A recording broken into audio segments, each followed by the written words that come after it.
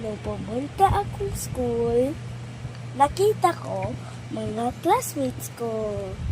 Sunod, umakyat na ako sa third floor. Sunod, nakita ko na sila. Nakipagdaldalan ako sa mga paborito kong katabi. Pero absent yung katabi ko. Kaya nakipag-usap na lang ako sa katabi niya. Tawanan kami. Di mo alam? Sir, di mo alam? Sabi ng teacher, yung baby daw ay may 300 bones.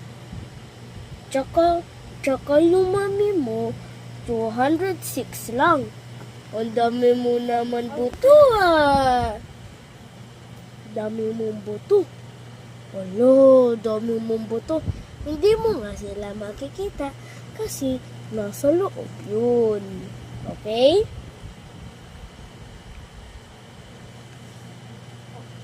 Sunod, nung mape na,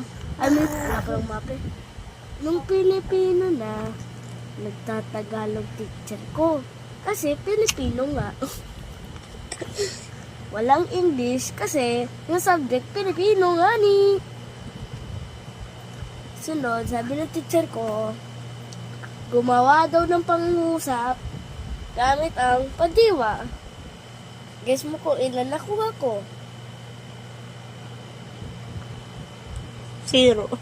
Mali! 5/5. Asher, sabi ng teacher ko, yung pinsan ko daw, sabi niya, sino may pinsan na 5 years old pababa? Sabi ko, ako teacher, 4 months. Sabi ng teacher ko, o sige nga, nag-first word na ba siya? 5 months na pala. Ikaw, di ba? Nag-first word na ba siya? Opo, teacher. Nung 4 months pa lang. Sabi ng teacher ko, ang aga naman. Siguro multo pinsan mo. Natakot yung teacher. Nagulat teacher ko.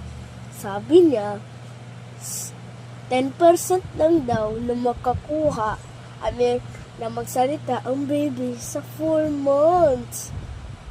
Ano, multo ka ba o hindi?